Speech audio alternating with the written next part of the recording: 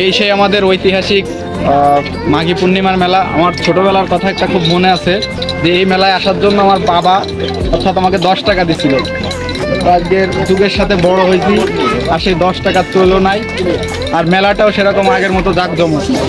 তারপরও যতটা সম্ভব যুগের সাথে তাল মিলিয়ে মেলাগুলো এখনো টিকে আছে, কিন্তু আগের মতো সেই জাঁকজমকটা নেই।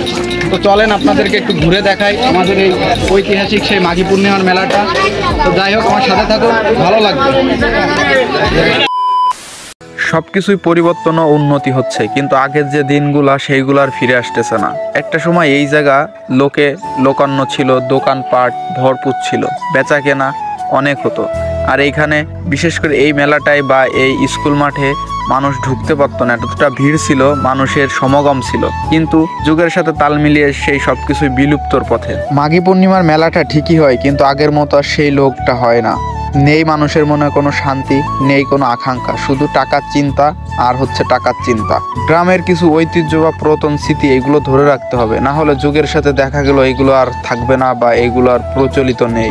সবাই আপডেট হয়ে যাবে, কিন্তু এই মেলাগুলো বা এই আনন্দ মুখর উৎসবগুলো আর আমরা দেখতে পারবো না। আমি প্রথমে বলছি মূলত এইটা হচ্ছে আপনার মাঘ মাসে এই মেলাটা হয়, আর তার জন্যই এই মেলাটার নাম দেওয়া হয়েছে মাঘী পূর্ণিমার মেলা। আর আমি এত সংস্কৃতি বা ঐতিহাসিক রচনাগুলো জানি না, তার জন্য আপনাদের এক্স্যাক্টলি বলতে পারলাম না যে আসলে এইটা কোন কার্যক্রম থেকে নীতিকরণ করে এই মেলাটা দেওয়া হয়েছে বা এই মেলাটার নাম মাঘী পূর্ণিমার মেলা। যাই হোক, যারা জানেন অথবা যারা এই রচনা বা ঐতিহাসিক সম্পর্কে ঘেটাঘেটি করেন তারা আমার থেকে ভালো জানতে পারেন। আসলে ভুল ত্রুটি হতে পারে ভিডিও করার সময় বা কথা বলার সময়, তো সবাই একটু ক্ষমা দৃষ্টিতে নিবেন আমার কথাটা। দুঃখজনক একটা বিষয়, সেটা হচ্ছে 2টা বছর আগে আমিও আমার অনেক বন্ধু বান্ধব নিয়ে এই মেলাটায় আড্ডা দিচ্ছি। তো কর্মজীবনে ঢুকলে সবাই সবার কর্ম নিয়েই ব্যস্ত থাকে, কেউ দূর প্রবাসে, কেউ চাকরি জীবনে আছে। ঠিক আমার বন্ধু বান্ধবের মতো একটা সময় হয়তো বা এই মেলাটা থাকবে, আমি আর থাকবো না।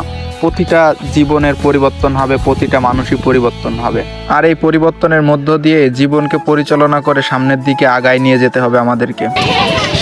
তো আমরা শুধু ঘুরবো না, এখন আমরা খাবো, আমাদের সাথে সাথে আপনারা থাকবেন, ঠিক আছে? তো ভিডিওটা হচ্ছে 12 তারিখের, আর আজকে হচ্ছে 13 তারিখ। তো কালকে বিকাল সময়টা বেশ ভালোই কাটিয়েছে, যেহেতু বন্ধু বান্ধব নেই, একা মোটামুটি চেষ্টা করছি যতটুকু সময় ছিলাম ছোট ভাই ব্রাদারের সাথে, তো তাদেরকেও একটু আনন্দ দেওয়ার চেষ্টা করছি আর নিজেও একটু বিনোদন বা আনন্দ নিছি। তবে একটা মজার কথা আছে, কালকের মেলাটা ঘুরছি পুরো জিরো পকেটে। আসলে পকেটে টোটালি টাকা ছিল না, তারপরও ভাই ব্রাদারের ভালোবাসায় অনেক কিছুই খাইতে পারছি। আসলে আমার মাঝে মধ্যে এরকম শূন্য পকেটে চলাফেরা করতে হয়।